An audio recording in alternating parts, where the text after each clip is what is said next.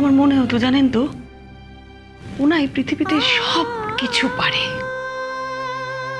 ওর মতন ক্ষমতাবান, ওর মতন শক্তিমান পৃথিবীতে আর কেউ নেই।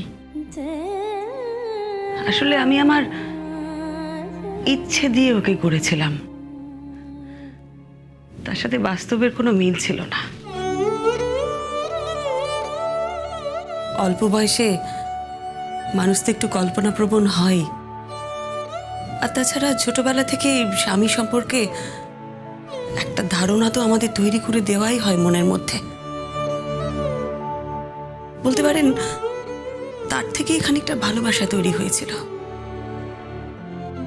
আর সত্যি কথা বলতে কি, আমার জীবনে তো কখনো কোনো পুরুষ বন্ধু ছিল না। কোনো দিনও কোনো ছেলের দিকে চোখ তুলে তাকাই পর্যন্ত নেই। ওই যে বাবা মা বলে দিয়েছিল, রাস্তা দিয়ে মাথা নিচু করে হাঁটবে, কারুর দিকে তাকাবে না। আমি একেবারে বাধ্য মেয়ের মতন সেটাই করতাম। তারপর বিয়ে হয়ে গেল। বিয়ের পর ডিঙ্কার বাবাকে যখন দেখলাম, দেখে মনে হলো ওর মতন সুপুরুষ পৃথিবীতে দুটো নেই। ওর কণ্ঠস্বর শুনে মনে হলো এত সুন্দর গলার আওয়াজ আর কারো হতেই পারে না। বিয়ের কিছুদিন পর পর্যন্ত আমার সত্যিই মনে হতো যে ও আমাকে খুব ভালোবাসে। আর আমি নিজেকে প্রশ্ন করতাম, আমি কি সত্যি এর যোগ্য? তারপর একদিন সবটাই অভ্যেস হয়ে গেল। বুঝতে পারলাম বাস্তব আর কল্পনার মধ্যে কতটা পার্থক্য। প্রতিদিনের লাঞ্ছনা, অপমান সবকিছু সত্ত্বেও ওর দিক থেকে কিন্তু আমি একদিনের জন্য মুখ ফেরাতে পারিনি। কি জানি কেন কেন যে ওকে আমার মনে হতো যে ও ভীষণ শক্তিমান, ও একজন জাদুকর, ও চাইলে সব সব পারে। আর আমি দিনের পর দিন না নিজের মধ্যে কিরকম গুটিয়ে যাচ্ছিলাম জানেন তো। ও আমাকে এটা বিশ্বাস করাতে সক্ষম হয়েছিল যে আমি কিচ্ছু পারি না জীবনে, আমি একেবারে গুড ফর নাথিং। যত আমি ভাবতাম যে আমি অক্ষম, তত আমার ওকে বেশি করে শক্তিমান মনে হতো, আর আমি ওকে আঁকড়ে ধরতে চাইতাম। যতবার আমি ওকে আঁকড়ে ধরতে চেয়েছি, ততবার ও সেই বাঁধন ছেড়ে বেরিয়ে যেতে চেয়েছে। আজ আমার কাছে সবকিছু জলের মতন পরিষ্কার। তারপর এমন হলো, আমাকে দেখলেই ও রেগে যেত জানেন তো। আমার কোনো কিছু ওর ভালো লাগতো না। আসলে ততদিনে ওর জীবনে জুন এসে গেছে। তারপর আমার জীবনে কি কি ঘটেছে আপনাকে তো বলেছি। আপনি আমার এই অসম্মানের জীবন থেকে আমাকে একটা সম্মানের জীবন দিয়েছেন রোহিতদা। আপনি আমাকে প্রথম ভাবতে শিখিয়েছেন যে আমি একটা মানুষ। জীবনের লড়াই করার শক্তি জুগিয়েছেন আমার। সত্যি বলছি, আপনি যদি আমার জীবনে ফিরে না আসতেন না, আমার জীবনের এই বৃত্তটা সম্পূর্ণ হতো না, অসম্পূর্ণ থেকে যেত। আমার জীবনে না এলে আমি বুঝতেই পারতাম না যে আমিও সম্মানের যোগ্য।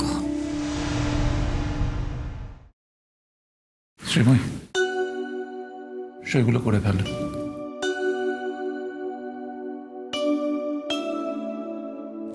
আজকাল মাঝে মাঝে একটা কথা মনে হয় জানেন। কি মনে হয়? মনে হয় জীবনটা যদি আবার সেই কলেজ লাইফ থেকে নতুন করে শুরু করা যেত। কি হতো তাহলে? মানে আগের মতো অসম্ভব লজ্জাটা পেতে না, তাই তো? মানে আমার অর্ধেক কথা শুনে ধড়মড় করে উঠে পালিয়ে যেতে না? না, আমি পালিয়ে যেতাম না। আমি ধরা দিতাম রোহিতদা। যদি সে ডাকেলো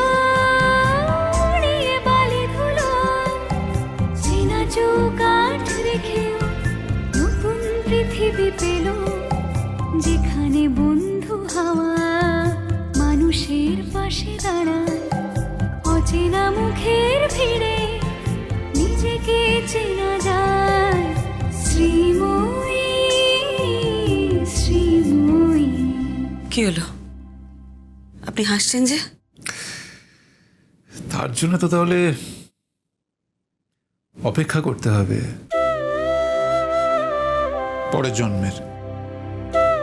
মানে পরের জন্মে আদৌ তোমার সঙ্গে দেখা হবে কিনা, আমরা এক কলেজে পড়বো কিনা, অনেকগুলো ইফস অ্যান্ড বাটস আছে। আবার আমার একটা সমস্যাও আছে, সেটা হচ্ছে আমি আবার জন্মান্তরে বিশ্বাস করি না। কি হবে? আজকাল আমার খুব অনুশোচনা হয়, জানেন তো? অনুশোচনা? হ্যাঁ, অনুশোচনা। আমার মনে হয় আমার জীবনের সব থেকে ভুল আমি সেই দিন করেছিলাম, যেদিন আপনার কাছ থেকে আমি দৌড়ে পালিয়ে চলে গিয়েছিলাম। আপনার প্রতি কিন্তু আমিও মুগ্ধ ছিলাম, কলেজের অন্যান্য মেয়েদের মতন। কিন্তু সেই মুগ্ধতার অপর নাম যে প্রেমও হতে পারে, এটা আমি কখনো ভাবিনি। আমার জীবনের সব থেকে ট্র্যাজেডি কি জানেন? জীবনে এত কিছু হওয়ার পরেও আমি কিন্তু অনিন্দ্য সেনগুপ্তকে ভালোবাসি। আমি তার সাথে থাকতে চাই না, থাকার কথা কোনোদিন ভাবিও না, কিন্তু তা সত্ত্বেও ওই লোকটাকে আমি আজও ভালোবাসি। আমার জীবনের প্রথম পুরুষ অনিন্দ্য সেনগুপ্ত, তার সাথে আমার বিয়ে হয়েছিল, তার দ্বারা আমার তিনটে সন্তান হয়। প্রতিজ্ঞা করেছিলাম জীবনের সুখ দুঃখ সবকিছু ওই মানুষটার সাথে ভাগ করে নেব। এত কিছুর পরেও আমি কিন্তু আজও ওই মানুষটাকে ভালোবাসি। অন্য কাউকে ভালোবেসে আপনার মতন মানুষকে ভালোবাসা যায় না। আপনি সেটা ডিজার্ভ করেন না। আপনার মতন মানুষকে ভালোবাসতে গেলে নিজেকে সম্পূর্ণরূপে সমর্পণ করতে হবে। আমি তো সেটা এই জীবনে করতে পারবো না, তাই নিজেকে আপনার কাছে সমর্পণ করতে পারলাম না। বাপরে, কি কঠিন বাংলা বলছো তুমি। এবার সহজ করে একটা কথা বলি, আপনাকে জীবনে আমি যতটা শ্রদ্ধা করি, এতটা শ্রদ্ধা আমি আমার জীবনে কাউকে কখনো করিনি। অনিন্দ্য সেনগুপ্ত তো দূরের কথা, এই জায়গায় কিন্তু কারোর সাথে কোনো ভাগাভাগি নেই। কে চেয়েছিল তোমার শ্রদ্ধা শ্রীময়ী? কি বললেন? না, কিছু না। সেগুলো করে ফেলো শ্রীময়ী। এবার কিন্তু সত্যি সত্যি দেরি হয়ে যাচ্ছে। আজকে কিন্তু ব্যাংকের সব কাজ আমাকে শেষ করতে হবে, এক এক করে কাজ গোটাতে হবে। তো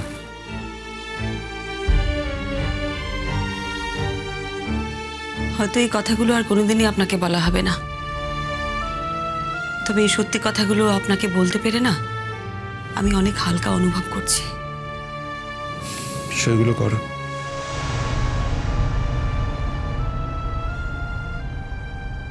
তুমি যে সত্যি কথাগুলো বলেছো, সেগুলো আমার কাছে যত কষ্টেরই হোক না কেন, যত পীড়াদায়কই হোক না কেন,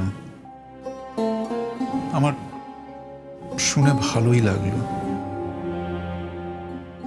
অন্তত তোমার মনের কথাটা তো আমি জানতে পারলাম। তবে এটাও আমি বলি, সেদিনকে যে মেয়েটিকে আমি ভালোবেসেছিলাম,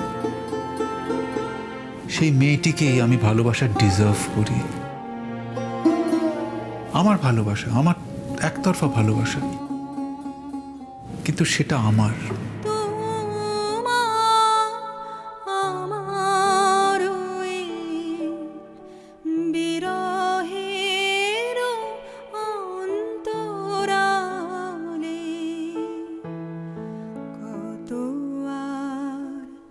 সে তো